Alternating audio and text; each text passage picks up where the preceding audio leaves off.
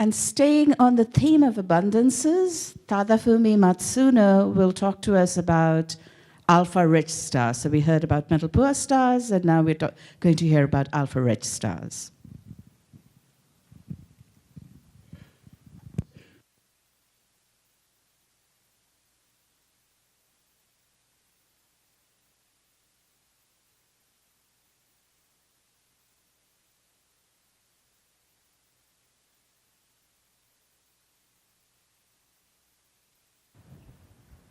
Okay, can you hear me? Okay, so thank you for having me here. I'm a PhD student from National Astronomical Observatory of Japan. Today, I'm going to talk about young alpha-rich stars. So before talking about them, I'd like to give some brief introduction.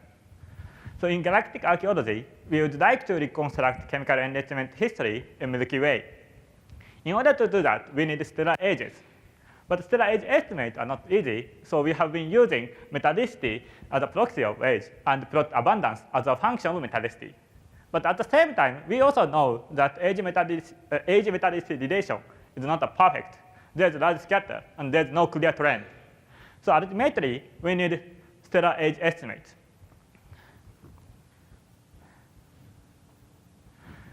Asteroseismology, in that sense, asteroseismology have revolutionized this situation. Because asteroseismology enables us to estimate mass of red giants, we can study abundance and stellar ages over a wide area in Milky Way. So basically, from simple scaling relation, we can determine mass of red giant, and the lifetime of red giant is very short, so it's easily converted to stellar age.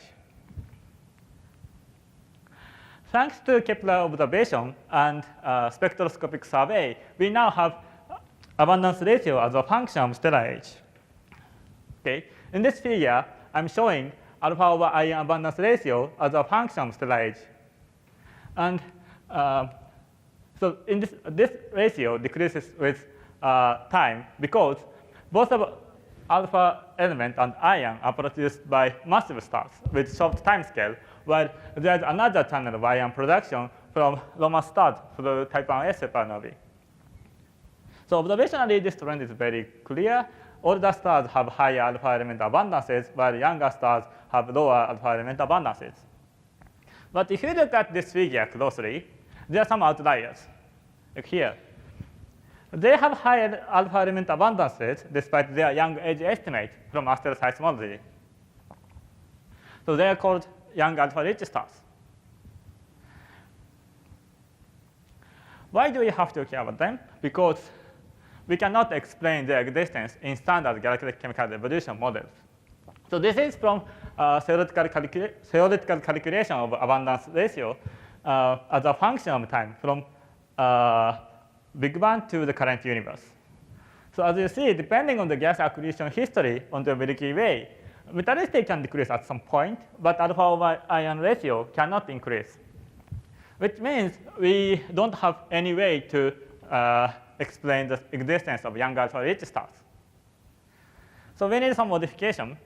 Proposed mechanism to explain the existence of such stars include one is assuming there is some peculiar star formation site in the galaxy where alpha-rich stars can form recently. Another mechanism involves binary interaction. Because stellar age estimates are based on stellar mass, if binary interaction affects the mass, we could underestimate the stellar ages. In order to investigate these possibilities, we have obtained optical spectra. So because previous discovery papers are based on infrared spectroscopic surveys. So this figure shows the origin of element with colors in a periodic table. With apogee, we can get abundances of these elements. Roughly speaking, we have two types of independent information. If we go to optical, we also have these elements. So these are neutron capture elements and are considered to be formed in different environments from these elements.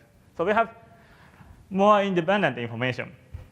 Also, Most of high-resolution spectrograph on large telescopes can go to higher resolution compared to a survey instrument.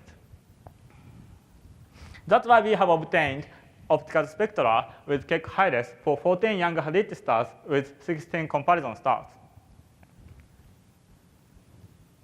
This is the abundances as a function of metadensity.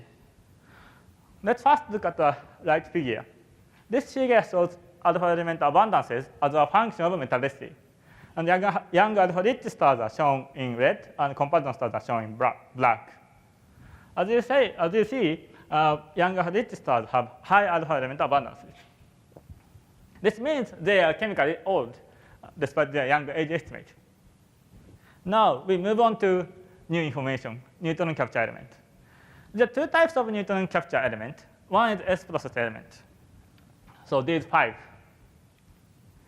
They are mostly produced inside AGB stars, low to intermediate mass stars. So they need some time to be enriched, like iron. The abundances of young alpha rich stars for S-process element are lower compared to comparison stars. The other type of neutron capture element, R-process element, have fast enrichment timescale compared to S-process. Observationally, the enrichment of this process is shown to be fast. And the abundances of younger rich stars are higher compared to comparison stars. So which means even when we look at neutron capture element, they are chemically old.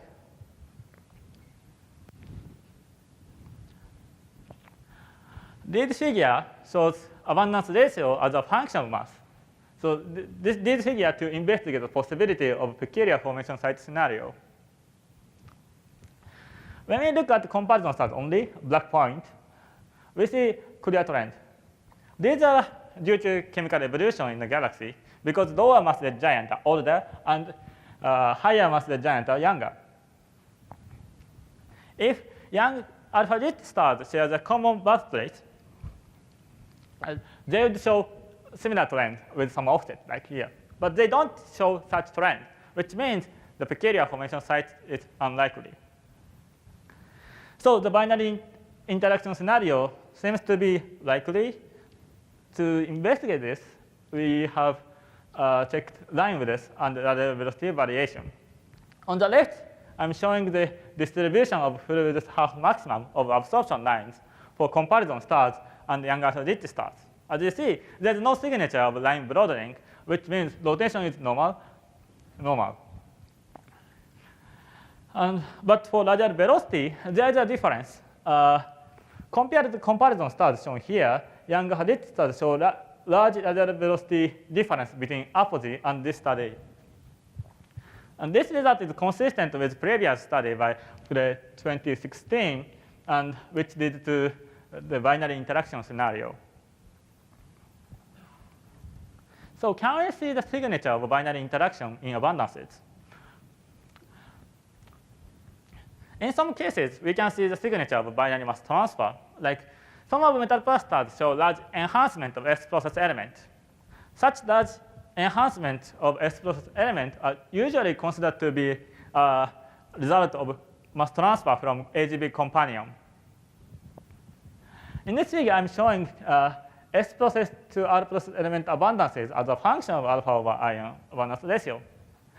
Chemical evolution proceeds from lower right to the upper left, while binary mass transfer from AGB stars can move to the upward without changing alpha over ion ratio.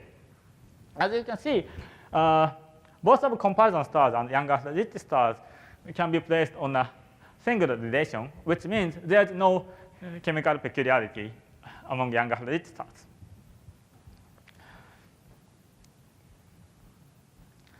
So I'd like to summarize my talk and make some conclusion.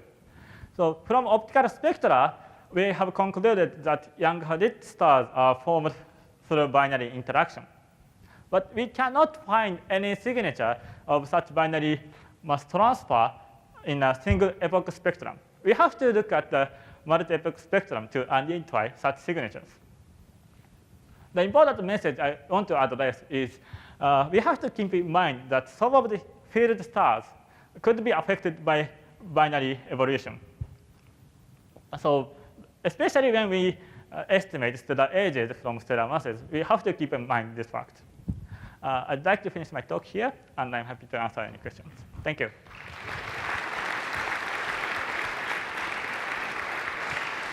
Thank you. There's a question right in front. Hi, my name is Neda Hijazi from Georgia State University. So my question is that how many stars you have found with alpha-rich and beta-rich stars? How many? How many? I think we have studied just 14 stars, but I think more than 20 stars are discovered, and I think the fraction of young rich stars among total alpha-rich stars is like 5%. Okay. Have you checked the velocity of proper motion of this star? If there's a very high velocity of proper motion, would be from old population probably. I haven't checked the proper motion, so I cannot answer here. But yeah, but I would suggest that to check if they have a very high velocity, they may be old. Mm-hmm. Yeah. Yes. And that you don't have. I didn't see any very positive values of Fe over H in your sum. Yes, it's only the maximum value you have. You didn't have more metal rich. I think that is because they are alpha rich, so yeah. So yeah, alpha rich stars can be identified at low metallicity. So that would be the reason, I think. Oh, okay. Thank you so much. Any other question? I haven't seen a question from this part of the room yet. Though apparently that's been a trend over the last 2 days too.